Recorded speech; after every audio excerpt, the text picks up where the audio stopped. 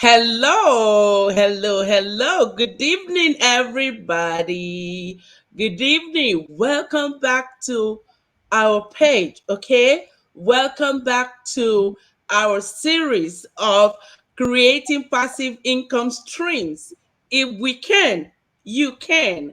Yeah, this is our third episode. And guess what? We are so happy to have you here with us. Today in the house, I have my wonderful partners here.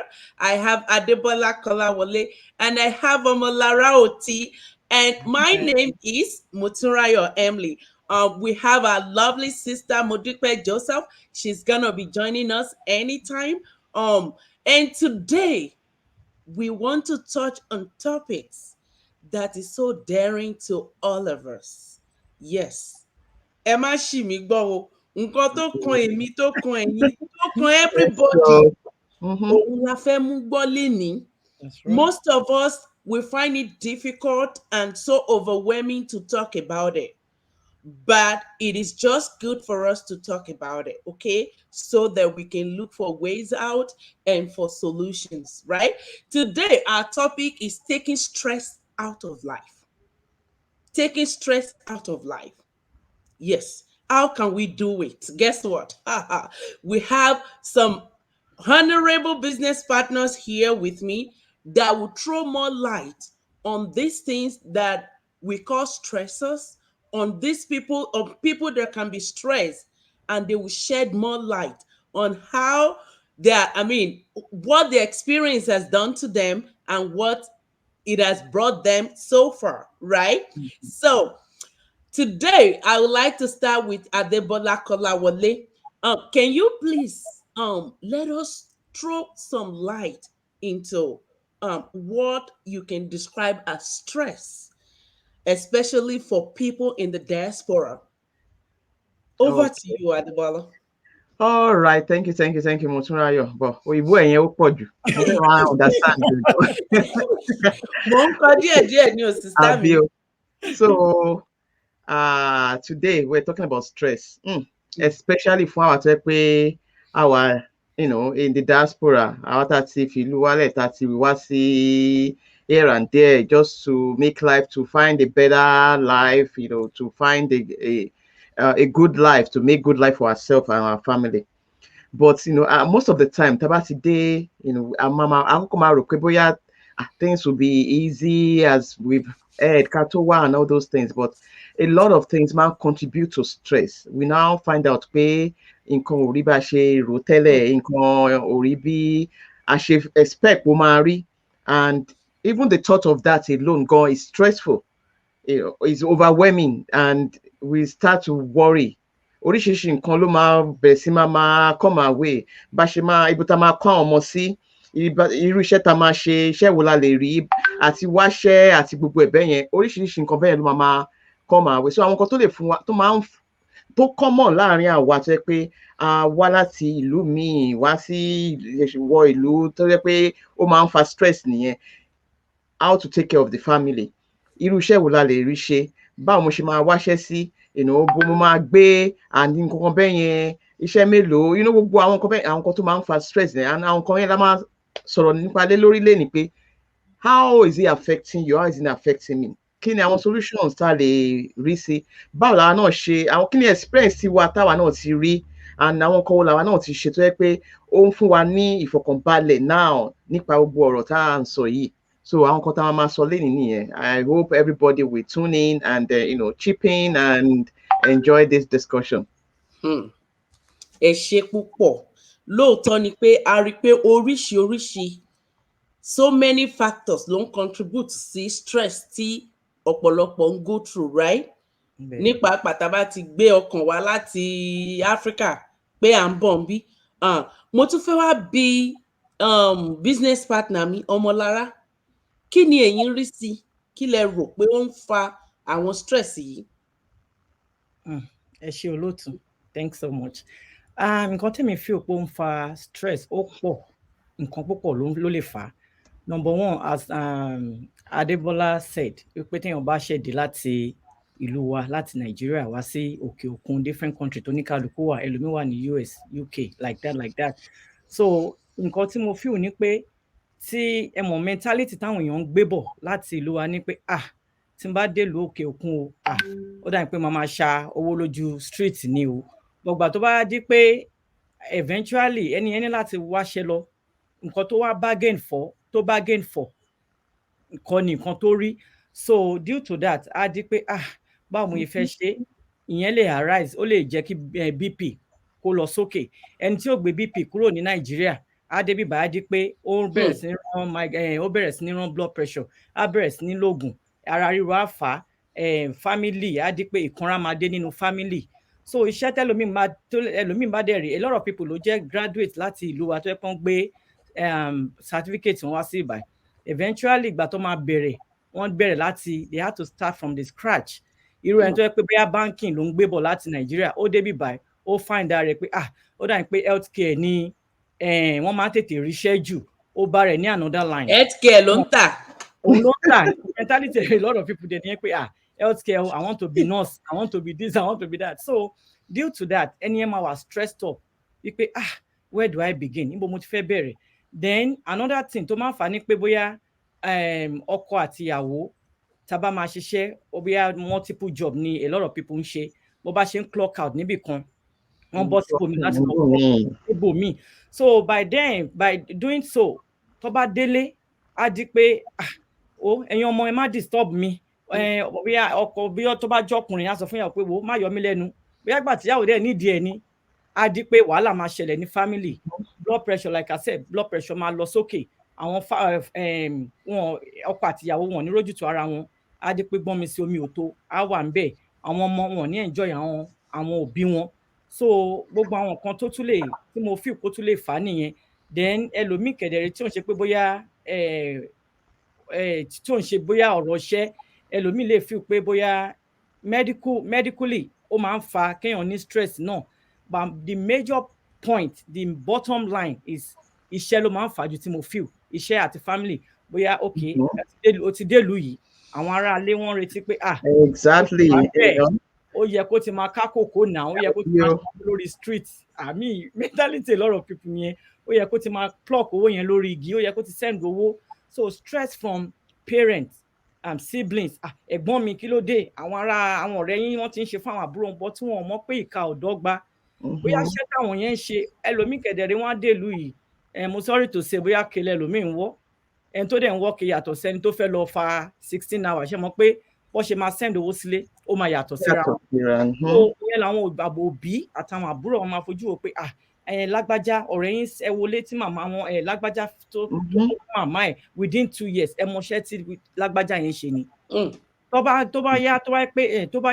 kó handcuff sí lágbájá yẹn lọ́wọ́ tó pé nǹkan tó ń ṣe kò wà legit, tó kó handcuff sí lọ́wọ́, wọ́n máa ní àdá ẹnu ni, wọ́n máa pariwo ń gbà yẹn, ìyẹn ò dẹ̀ ní jẹ́ títí wa. So mo feel pé àwọn little things tó máa ń fa stress sínú àgọ́ ara wa nìyẹn.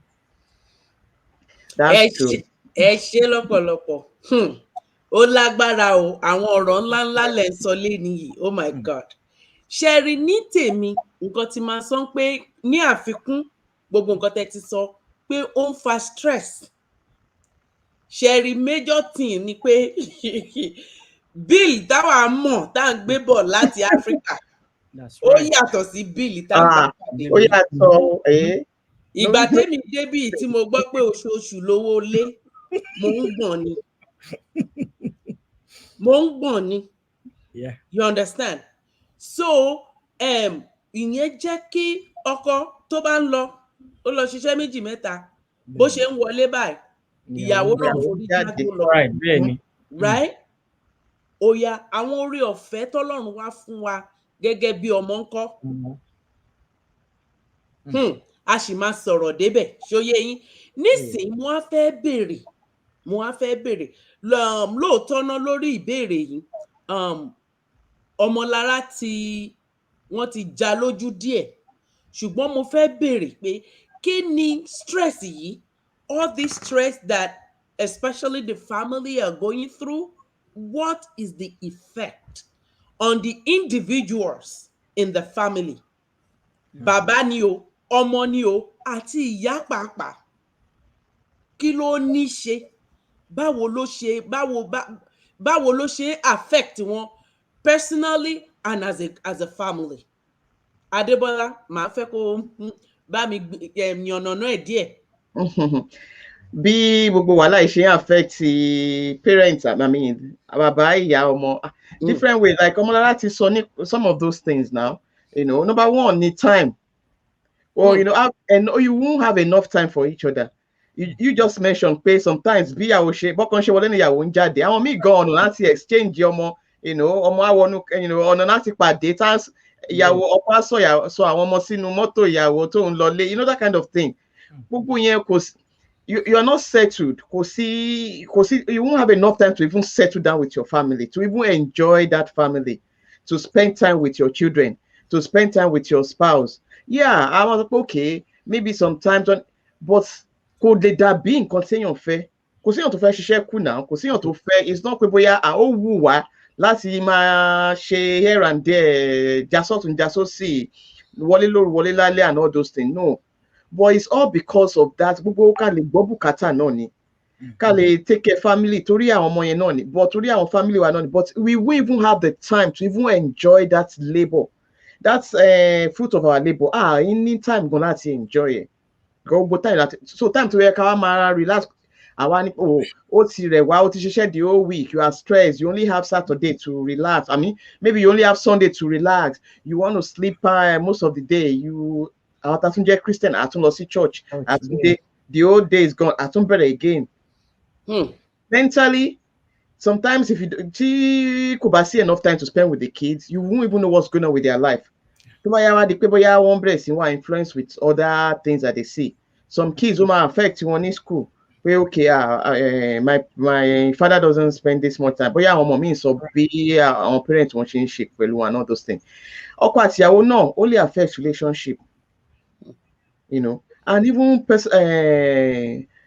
medically and so it can also affect us. So I believe pé kò sí anybody tó fẹ́ máa ṣiṣẹ́ irú iṣẹ́ yẹn. Kì í ṣe bóyá ó kàn I love to work anyhow 24 hours. No. Torí bó ṣe jẹ́ ni. So but there is solution to everything.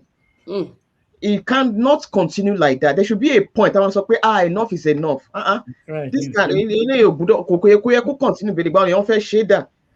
there should be a point where I want to retire at this time so that I may enjoy the rest of my life.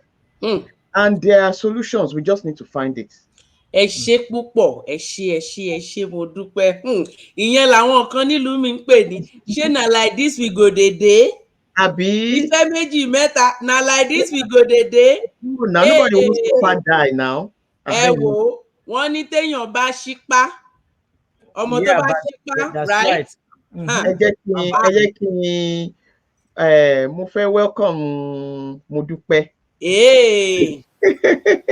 Ẹ káàbọ̀ o. Modúpẹ́ Joseph ló ń join wa yẹn. Thank you for joining us. I have a quick question for you. I have a very quick one for you, right? The question is, don't forget viewers, our topic still is taking stress out of life. Absolutely. And before you came in, one thing I said is, "She na like this we go dey dey. Iṣẹ́ méjì mẹ́ta na like this we go dey dey. Bàbá ń wọlé ọkàn ìyá ń jáde." Right? And these things are so stressing relationships, right? Absolutely. So we want to ask. We just want you to chip in one or two things. That what is the effect of this stress that we're going through? Okay, especially with the mindset we came from African with and with what we met on ground, right? What is the effect on families and the individuals comprising of the family? Thank you so much, Mutarayo. Hi, ladies. I am super sorry. Apologies for being tardy. It's not my style. And thank you so much for, bringing me on to be part of this today. Yeah, absolutely. So back to your question. You said, is it how this should be going? Should we have multiple jobs? and we don't have rest of mind. And I mean, each spouse is leaving and another spouse coming back in. Absolutely not. Absolutely not. That's not the will of God for our lives. That's not the purpose of God for our lives. He said that, his will for us is that we will prosper and be in good health. Prosperity, stress is not part of prosperity, right? And being in good health, even as our soul prospered. Fún gbogbo wa tẹ́ ń gbọ́ mi, màá fẹ́ sọ lédè àbínibí mi. Ní pé kò ń ṣe ìfẹ́ Olúwa fún wa ká máa ṣe gbà sí ọ̀hún, gbà sóhun, gbà sósì. Ká máa ṣe those gbàs, yeah. I mean, ìlérí ẹ̀ fúnlé ayé wa ni pé ká wà nínú àlàáfíà. Gẹ́gẹ́ bí àgọ́ ara wa ṣe wà nínú àlàáfíà. And so it's not the will of God for our lives. So if you ask me, is it possible for us to snap out of that kind of life? Absolutely. Yes. And I believe that's why, we're on this platform to tell you what we've embraced, to tell you the light we've seen, and to walk you through the same. Thank you, Moturaya. Ẹ ṣé púpọ̀. Ìyẹn ni wípé tí a bá wò lọ wò bọ̀ nínú kankan nínú àwọn ojú tó gún régé tí mò ń wò ń bí báyìí, wọ́n ti gba ìbèbè straight yẹn kọjá. Yes, so. Bẹ́ẹ̀ni, so I can see that you guys are speaking from experience. Absolutely. Ẹ jẹ́ kí n wá béèrè, kí wá ní ọ̀nà àbáyọ gan, right? We are talking about taking stress out of life. How can we go about this? Kí ni ọ̀nà àbáyọ láti mú àwọn stress tí ó ń wà ní life wa yẹn, báwo la ṣe lè mú wọn kúrò? Adébọ́lá, màá bẹ̀rẹ̀ pẹ̀lú ẹ, please. Okay. So one of the solutions ní nǹkan tó pa mẹ́rẹ̀ẹ̀rin papọ̀ báyìí. It gets to a point in life tó yẹ pé, especially ní this era tàwa yìí, that you have to become an employer of labor. Enough of working and slaving tirelessly. I always put it in my tirelessly working, building other people's fortune when nobody is building your fortune. At your own expense. Yeah, at your own expense. It's right. Time to start building your own fortune. It's time to start being an employer of labor. Be a CFO yourself. And it doesn't take too much to do that. You don't have to be a big person or to have one great experience before or to have gone through. This is the digital era where everything is going digital, everything is online. So there are a lot of things that we can do. And one of them is what brought the four of us together. And we got into this thing, and it's been a great journey, a great experience, a challenging one that even gives us the we look at ourselves and say, so I can do this, I can actually be this. And then you'll be able to be in control of your time. Ìwọ ló máa determine time tó fẹ́ ṣiṣẹ́, ìwọ ló máa determine time tó fẹ́ take a break, ìwọ ló máa determine time tó fẹ́ gba vacation. Kò ní sí pé bóyá ò ráyè ilé, ò ráyè yẹn, ò ráyè tọ́jú ọmọ, ò ráyè. At the same time, nǹkan tó ń wá, owó tó máa fi tọ́jú ọmọ, tó máa fi ṣe gbogbo yẹn, ó máa wà available. Because kò sí bó ṣe ní san bill, bó ṣe ní san ilé, wàá tọ́jú ọmọ, wàá sanwó school, wàá sanwó. At the end of the day, with our regular job, ó ti tán. That's right. But you have to become an employer of labor. It's either you have your own business, so pé ìwọ ló wà in charge. Tó bá ti employ labor, but you are in charge of your business and you are in control of your life. And that's what we are doing. Anybody else want to add to that? Ẹ ṣé púpọ̀. Ọmọlára, màá fẹ́ béèrè pé irú business yìí ń sìn. Ẹ mọ̀ pé téèyàn bá fẹ́ bẹ̀rẹ̀ òwò kan pàtó, bóyá káràkátà ká bọ́ síbí, a ní àwọn nǹkan kan tó gbọ́dọ̀ ṣe. Àbí? Bẹ́ẹ̀ni. Ṣé a fẹ́ ra ṣọ́ọ̀pù àbá fẹ́ kọ́ ṣọ́ọ̀pù nínú òwò tẹ́ ń ṣe yìí? Rárá o. Like Adebola said, it's a digital business. Ní láti ra shop, ní láti ra anything. We don't need anybody. We don't need any location other than you can do it anywhere. Ẹ lè ṣe nínú ilé yín. Okay, àwa mẹ́rin sìn inú ilé la ti ń ṣe business wa. So as we're doing it right now, as we are right now live with everybody, our business is running on the background. So we don't need what's it called? an offline location. We affect by office ni, affect by this, affect by that. We don't need all that. So it's a business whereby you can do at your own time, like Adebola said, you can do it at your own pace, anytime. If you want to turn off your computer, pay okay, me if I share anything right now, your business is still running on the background. It's not necessarily that you have to be there on that. I mean, you don't have to be physical on where you're doing the business. So business yìí, it has ó ti fún ọ̀pọ̀lọpọ̀. I mean, in our community right now, I should believe we're about 98,000. So ó ti fún ọ̀pọ̀lọpọ̀ wa ní a lot of freedom láti ṣe a lot of things, láti ní time pẹ̀lú family, and most especially about this stress we are talking about. Ó ti jẹ́ kí a lot of people tó yẹ pé we have seen and we have heard their stories, ó ti jẹ́ kó retire so early débi pé kò ní sí pé wọ́n ṣe ń dé age of 65 years kó tó retire, àbí wọ́n ṣe ń wò pé okay báwo mo ṣe fẹ́ ní time for me. A lot of people wọ́n ti fi ṣẹ́ wọn sílẹ̀ tó yẹ pé wọ́n ti ní good result nínú ẹ̀ tó yẹ pé wọ́n ní láti fi ṣẹ́ sílẹ̀ pé okay simply because pé okay mi ò ní time fọ́mọ, mi ní time fọ́kọ àbí ọkọ fún aya náà ni mo need the business fún. So it has allowed a lot of people, I mean, a lot of successful digital business owners tàjọ jẹ́ kan náà báyìí tó ti jẹ́ kan ní time láti ṣe so many things. Lọ́fẹ́ ṣe ẹlòmíì fẹ́ travel gan, but for the fact that pé wọ́n ń ṣiṣẹ́ with they have an employer wẹ́ pé bóyá 2 weeks péré lọ́ máa fún wọn. And kí ni tá bá fẹ́ travel lọ sí Nàìjíríà la fẹ́ travel lọ sí pé we will not spend more than 2 weeks. And fẹ́ gbádùn ara wa dáadáa, you spend like 4 weeks. So kò dẹ̀ síbi iṣẹ́ tó máa fún yàn níyẹn pé okay you want to go for 4 weeks for what? Because ìwọ kọ́ ló ń operate the company yẹn, but as a business owner tó yẹ pé èèyàn lèèyàn ní nǹkan ẹ̀ fúnra rẹ̀, ó máa ní time láti anywhere tó bá fẹ́ lọ in the world you can go. Kò ní sí pé ẹ ń ṣe financial kìíní ni, financial stability wà ń bẹ̀. Kò sí pé kò sówó tá máa fi ra ticket, kò sówó tá máa fi ṣe lè tá máa fi ṣe that. You and your family can travel at your own time. At the same time business wa ìdẹ̀ tó ń ṣe kíni ó ń ṣiṣẹ́ lọ. Mo fẹ́ sọ nìyẹn. Ẹ ṣé. And you know that 2 weeks gan wá ti ṣiṣẹ́ wọn gbà tó ti máa ṣiṣẹ́ láti accumulate 2 weeks. Almost 6 months àbí 7 months. Bẹ́ẹ̀ ni o. O ní tí ìfìdíjókòó sílé tán báyìí wàá ti rí pé okay ó ti tó time tó máa padà. Nàìjíríà tó dẹ̀ ń lọ yẹn gan kò ń ṣe vacation ló ń lọ fún un. Àbí o fẹ́ lọ fún spendcation ni o fẹ́ lọ ṣe spendcation ni o because ìnáwó ń dúró díẹ̀ bẹ́ẹ̀ tó máa ná. So kí wá ló dé tó jẹ́ pé àṣẹ wá fẹ́ yára wa ní brain ká wá ní nǹkan kan lábẹ́lẹ̀ tó jẹ́ pé ó ṣì ń ṣe kí ni ó ń pa owó fún wa.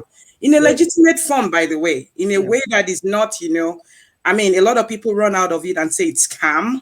Oh, eléyìí ò tọ́ o. Ìgbà kan àwo kan o mo ti ṣe rí ó ti jó mi lọ́wọ́ o eléyìí ò ń ṣe irú ẹ̀ ẹtú ẹ̀ dànù eléyìí ò ń ṣe irú ẹ̀ eléyìí wà lára àwọn tó jẹ́ wípé a lè fọwọ́ sọ̀yà wípé gbogbo ìjọba kákàkiri àgbálá ayé wọ́n fọwọ́ sí I mean it's legitimate ọ̀pọ̀lọpọ̀ nínú wa tá bá lérò pé okay o mo fẹ́ register business mi ni okay o mo fẹ́ incorporate business mi bó bá ṣe wù ẹ́ ni. Because now you are the boss at your pace, the way you want it, wherever you want it.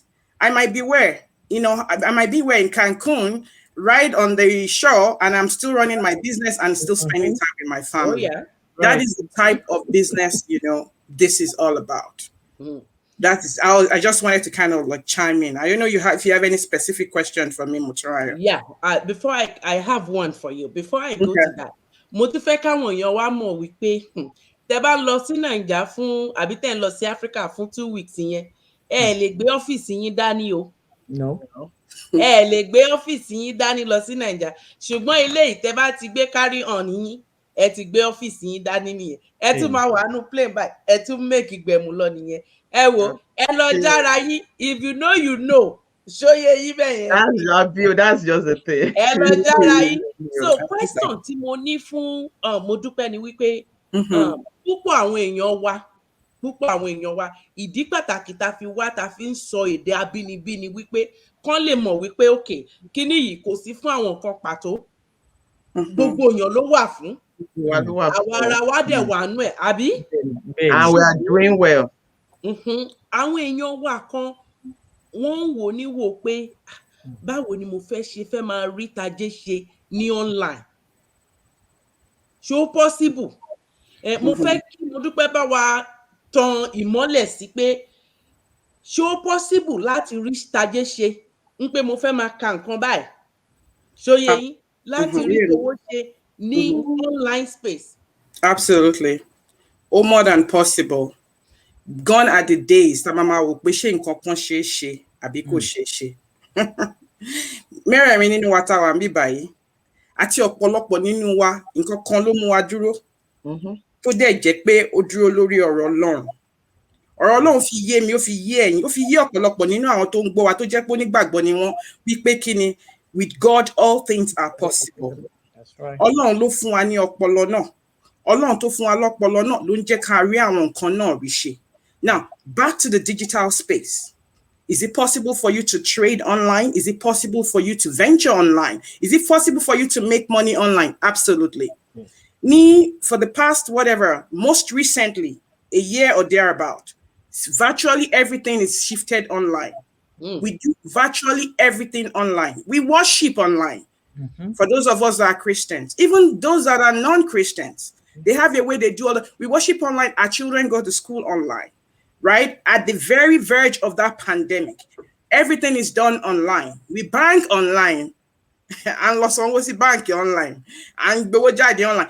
Ọ̀pọ̀lọpọ̀ ni wá gan rajà online, right? We don't wait to the grocery. Grocery, you know, you buy it online, you have it dropped off at your doorstep. That's right. Now, those things are happening online. So that is, it's an eye opener that things are possible, you know, to be done. Now, Business City-wide, it's done absolutely online. We don't have an office. And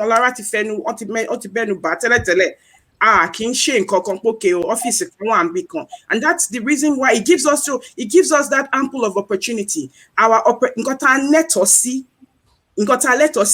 limits as a result of that.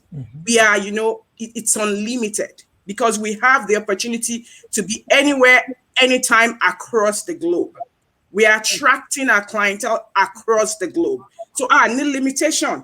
Ìyẹn ló tún túmọ̀ sí pé torí pé wà possible bẹ́yẹn kò dúró lórí pé màmá ṣẹ̀ṣẹ̀ lọ́kàn lẹ̀kùn ní ẹjọ́ sáré wá ra tí mò ń ta o, ẹjọ́ máa o mo ti gbé dé o, ẹjọ́ máa ẹ bá mi fojú àánú wo kò mú yẹn dé bá yẹn dé.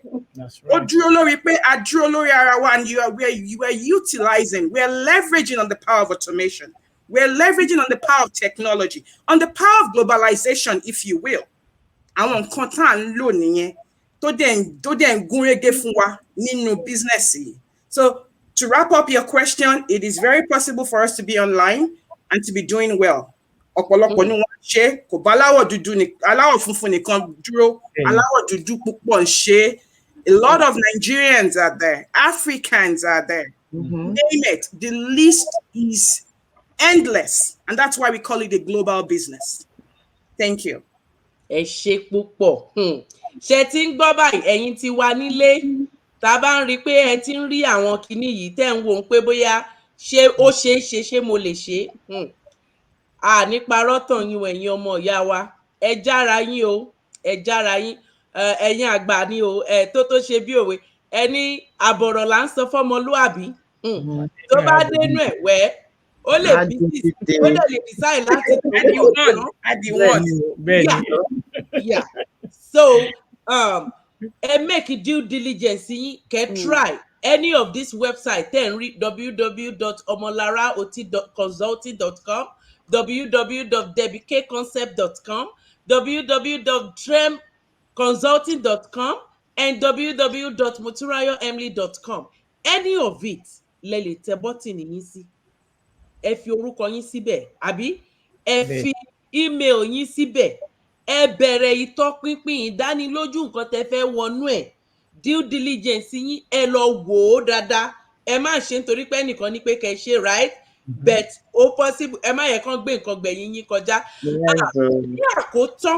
Ní àkótán mo fẹ́ béèrè Adébọ́lá, ǹjẹ́ ó ní ọ̀rọ̀ ìyànjú kan tàbí méjì tí ẹ fẹ́ gba àwọn èèyàn wa níyànjú nílé? Okay. Like you said, I would just say ìjáfara léwu. Ẹ má jẹ́ kán gbé nǹkan tó dáa, kán gbé kọjá níwájú ilé yín o. Ìjáfara léwu because àwọn èèyàn wa very careful as per tó bá ti di pé ká make decision tó jọ mọ́rọ̀ iṣẹ́ mọ́rọ̀ owó mọ́rọ̀, which is good.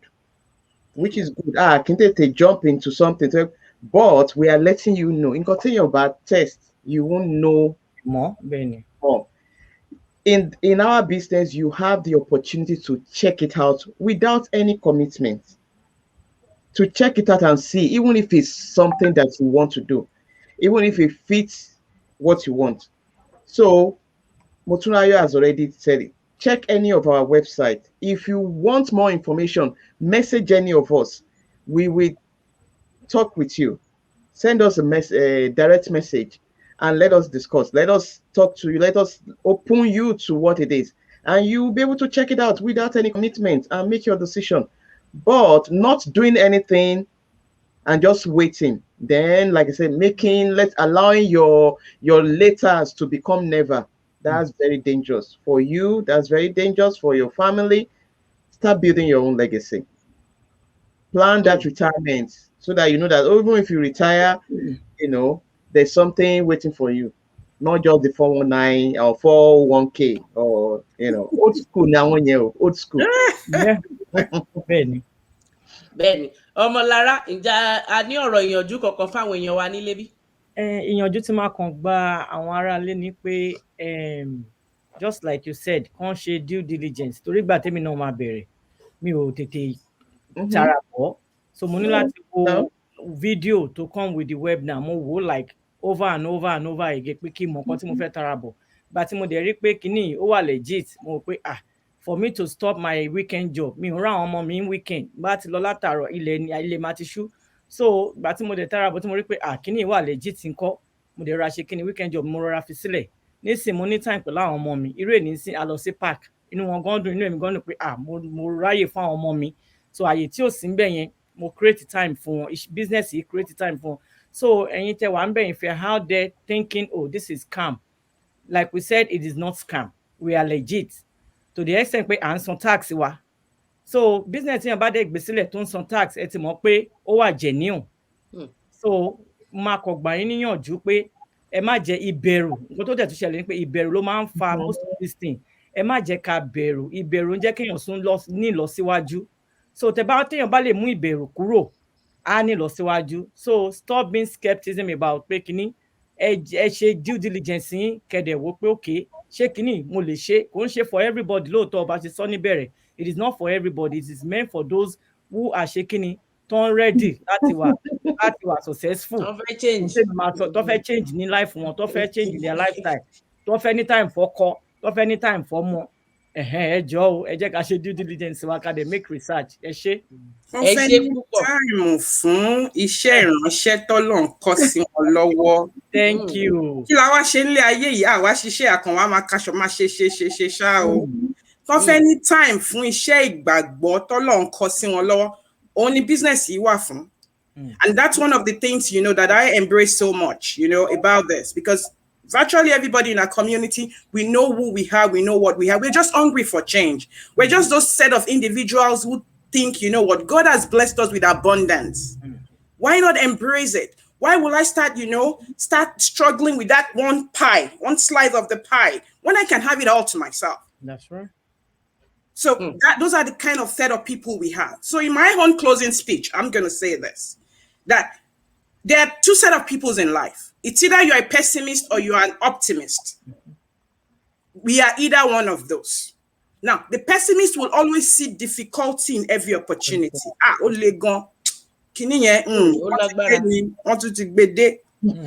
While the optimist will always see what? An opportunity in every challenging situation. That's right. Ọ̀nà àbáyọ bẹ́ẹ̀. Kí lẹ jẹ́ sà, kí lẹ jẹ́ mà. Gbogbo ẹ̀yin tẹ́ ń gbọ́ wa báyìí, àbí tẹ́ máa catch up on this replay later. Àti gbogbo ẹ̀yin tẹ́ ń gbọ́ tẹ́ máa rò bóyá kíní máa da fún Mr. A, Mr. B láti gbọ́. Ẹ bá wa máa share o. Kẹ́ máa bá wa share, because a fẹ́ kí gbogbo ènìyàn gbọ́, àwa ti rí ìmọ́lẹ̀. And we are bringing the same light to you all at the comfort of your home while you're just scrolling through your news feed. Don't just keep it. Ẹ gbọ́ nǹkan tá fẹ́ sọ. Ẹ gbọ́ òdodo ọ̀rọ̀ tá fẹ́ mú wá. Know which person you are. Are you pessimist? Are you optimist? Kẹ́ wá mọ̀ pé kí ni nǹkan tẹ́ fẹ́ gbé ṣe. Gbogbo àwọn sisters mi tó kù, all the ladies on the platform had mentioned it all, but I just wanted to add on to that. Who are you? Who am I? Know who you are and embrace it. Time waits for no man. Make hay while the sun is still shining. Àti bá sí fall báyìí o, ẹ̀yin èèyàn mi. Summer àti pojúlẹ̀, gbogbo àkókò tá bá máa sọ pé òrùn yẹn ní òrùn yẹn rèé. Òrùn yẹn rèé ó ti ń lọ báyìí o, ká tó sọ pé pẹ́n winter máa wọlé dé. Bẹ́ẹ̀ni. Ká tó sọ pé pẹ́n ọdún máa parí. Ibo lẹ́wà, ibo ni mo wà. Ìjáfara léwu. Ẹ dán wò. Ìdánwò ló bí yọ ọ̀kẹ́rẹ́. Ẹ ṣe. Moturaya will say, Jara ẹ lọ jára yín o. Ẹ lọ jára yín o. Ẹni tó ọmọ tó bá ṣípá nìyẹn máa gbé o. Ẹ ṣípá ipá yẹn ni pé ẹ lọ rẹ́gísítà pẹ̀lú orúkọ yín àti email yín níbikíbi tẹ́ bá fẹ́ nínú mẹ́rẹ̀ẹ̀rin yìí kẹ́ ẹ bẹ̀rẹ̀ due diligence yín ṣóyè yín bẹ́ẹ̀ yẹn. Yes o, sister wa kan nìyẹn Àdìgún Caroline Fúnmilọ́lá ẹ ṣe yes o. Ìtọ́wò là ń máa dùn ọbẹ̀ right? Ẹ̀tọ́wò yes. So nǹkan tá à ń sọ lásọkún ní àkótán ni wípé you can actually take stress out of your life. You don't have to deal with stress day in, day out, even when you are in the diaspora, right? So there are things that you can do. And here we are presenting to you a legitimate option for you to lessen your stress. Okay, to lessen your stress. So gẹ́gẹ́ bá ṣe sọ episode kẹta wa lélẹ̀, right? So ẹ máa tún máa rí wa ìbéèrè tẹ́ bá ní please ẹ channel ẹ sí ẹnì kọ̀ọ̀kan nínú wa. Ẹ ṣé púpọ̀, ẹ ṣé fún àsìkò yín. Àwa la ó máa dé bá yín, ẹ̀yin náà la ó máa dé bá láṣẹ Ìdùmarè. A dúpẹ́ púpọ̀. Bye for now. Bye. Thank you.